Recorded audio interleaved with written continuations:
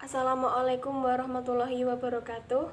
Perkenalkan, nama saya Alivia Indah Cahyani, NIM 182121157 dari jurusan Hukum Keluarga Islam Fakultas Syariah, kelas 5E, Institut Agama Islam Negeri Surakarta.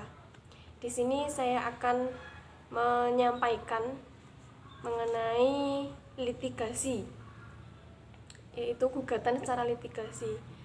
Tugas ini dibuat untuk memenuhi tugas penyelesaian sengketa ekonomi syariah. Nah, langsung saja mengenai litigasi dan non-litigasi. Dalam penyelesaian sengketa ekonomi syariah ini ada dua cara. Yang pertama tadi litigasi dan non-litigasi.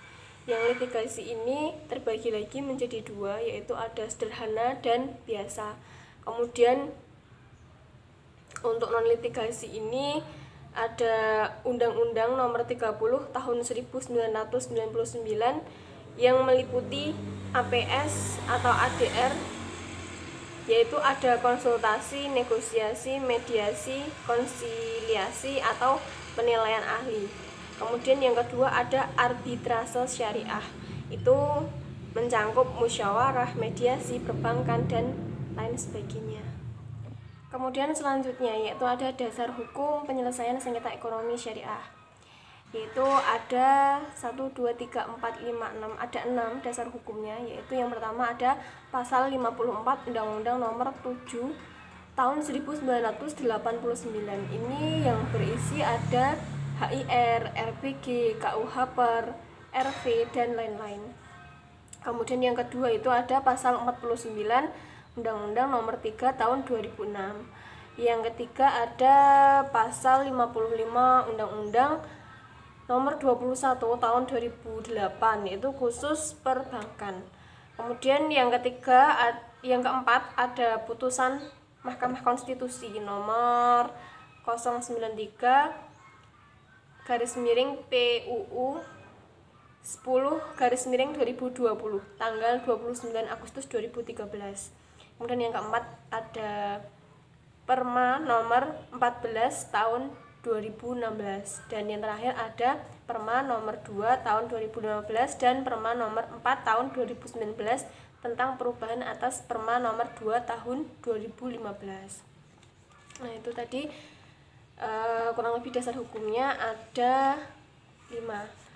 Kemudian dalam pasal 49 Undang-Undang Nomor 3 Tahun 2006 itu berisikan mengenai bahwa peradilan agama ini membahas atau menyelesaikan sengketa mengenai perkawinan, mengenai waris, mengenai wasiat, wakaf, hibah, zakat, infak, sedekah, dan lain sebagainya, termasuk dalam persengketaan ekonomi syariah.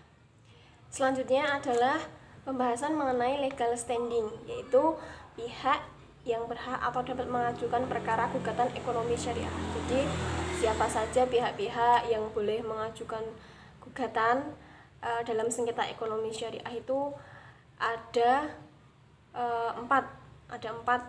Yang pertama adalah individu itu sendiri, yaitu pihak secara individu dapat mengajukan gugatan ke pengadilan agama. Kemudian yang kedua ada kuasa hukum.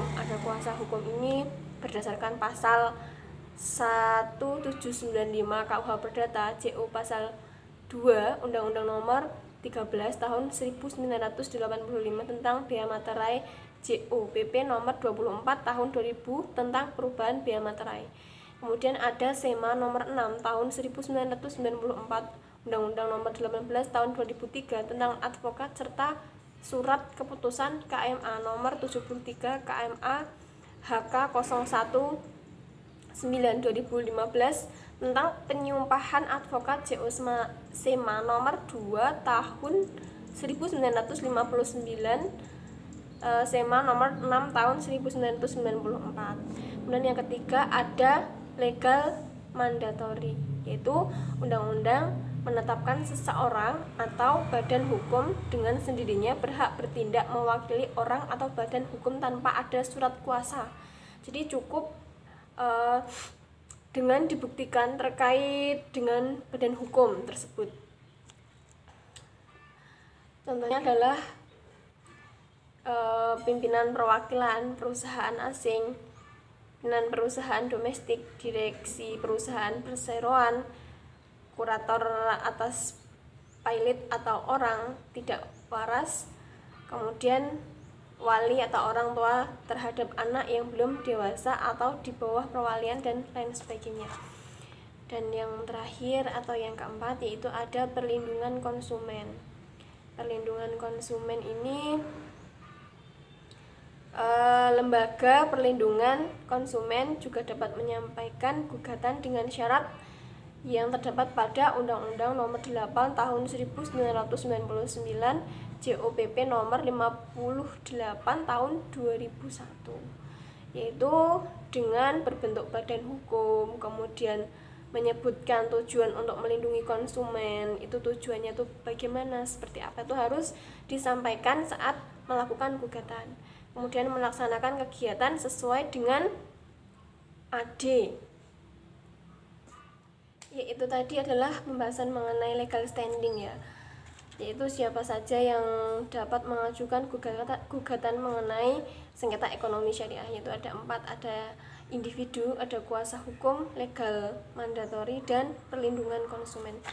Nah selanjutnya adalah dalam mengajukan gugatan itu juga harus ada surat gugatannya. Nah surat gugatan tersebut juga harus resmi dan benar format penulisannya. Selain itu juga dalam berperkara itu kita juga membutuhkan biaya yang mana dapat dibayarkan secara online. Nah caranya yaitu yang pertama ada pendaftaran secara online untuk biaya perkara. Kemudian yang kedua itu meninjau biaya perkara, jadi meninjau kembali biaya perkaranya berapa dan nanti kejelasannya seperti apa. Kemudian yang ketiga itu mengenai surat kuasa untuk membayar elektronik. Nah ini kayak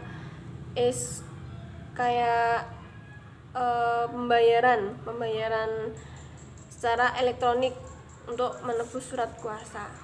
Kemudian yang ketiga adalah mendapatkan rekening. Setelah membayar kemudian mendapatkan rekening virtual dari bank. Nah yang selanjutnya adalah mendapatkan notifikasi rekening virtual melalui surat elektronik. Dan yang terakhir adalah sudah perkara sesuai dengan nominal. Apakah perkara sudah sesuai dengan nominal? Jadi yang terakhir itu juga mau langsung membayarkan dan membayar sesuai dengan nominal yang ada. Ya selanjutnya mengenai tahap pemeriksaan perkara. Yang tadinya kita sudah membahas mengenai siapa saja yang boleh mengajukan gugatan dalam penyelesaian sengketa ekonomi syariah ini, kemudian bagaimana tata cara pembayaran perkara secara online, kemudian mengenai surat gugatan harus diformat seperti apa, harus resmi dan sebagainya. Nah selanjutnya ini adalah tahap pemeriksaan. Jadi tahap ini nanti tentunya itu ada yang tergugat dan ada yang penggugatnya. Kemudian nanti yang digugatkan itu apa, jawaban gugatan itu seperti apa dan sebagainya nanti akan dibahas di tahap pemeriksaan. Nah untuk tahap pemeriksaan ini susunannya yang pertama adalah ada majelis hakim. Nah, majelis hakim ini seperti yang kita ketahui nanti ada hakim ketua dan hakim anggota. Kemudian tentunya ada yang tergugat dan penggugat. Nah itu. Kemudian nanti ada sesi pembacaan gugatan. Jadi yang digugatkan itu apa? Kemudian nanti tergugat pastinya akan menjawab gugatan tersebut. Jadi ada pembacaan gugatan, ada jawaban gugatan, kemudian selanjutnya ada replik. Ada replik itu jawaban dari si penggugat, karena si tergugat juga sudah menjawab yang namanya jawaban tergugat, kemudian si penggugat tersebut menjawab kembali yang namanya replik, kemudian duplik. Duplik ini ya jawaban atau balasan atas apa yang dijawab oleh penggugat tadi yang sesi atau tahap kedua. Kemudian habis itu ada pembuktian. Nah, pembuktian dari penggugat dan tergugat. Jadi setelah tergugat dan penggugat tadi melakukan jawaban balas-balasan, kemudian sesi ini adalah pembuktian. Di mana toh yang benar, siapa yang benar dan seperti apa. Nah, setelah itu kesimpulan oleh penggugat dan tergugat. Nah, setelah adanya pembuktian kemudian disimpulkan dari apakah yang disampaikan, apakah yang dibuktikan itu memang benar atau tidak. Habis itu adalah putusan hakim. Putusan hakim ini yang terakhir ya, karena hakim itu kan tugasnya memutuskan perkara. Jadi setelah adanya jawaban, bukti, kemudian kesimpulan, baru adanya putusan hakim. Nah, kemudian dalam surat gugatan itu kan juga ada yang namanya strukturnya. Ada bagian identitas pihak-pihak. Jadi yang tergugat itu siapa, yang penggugat siapa, itu nanti dijelaskan di surat gugatan. Kemudian ada posita. Posita itu apa sih yang akan mau saya gugatkan. Kemudian ada petitium. Petitium ini juga jawaban-jawaban dari apa yang digugatkan tersebut. Ya, mungkin itu sekilas materi yang dapat saya sampaikan mengenai penyelesaian sengketa ekonomi syariah. Tadi ada litigasi, non litigasi, kemudian ada dasar-dasar hukumnya, kemudian ada siapa saja yang boleh mengajukan gugatan dan tata cara dalam pemeriksaan. Tadi sudah kurang lebih sudah saya sampaikan. Cukup sekian, apabila salah kata saya mohon maaf. Wassalamualaikum warahmatullahi wabarakatuh.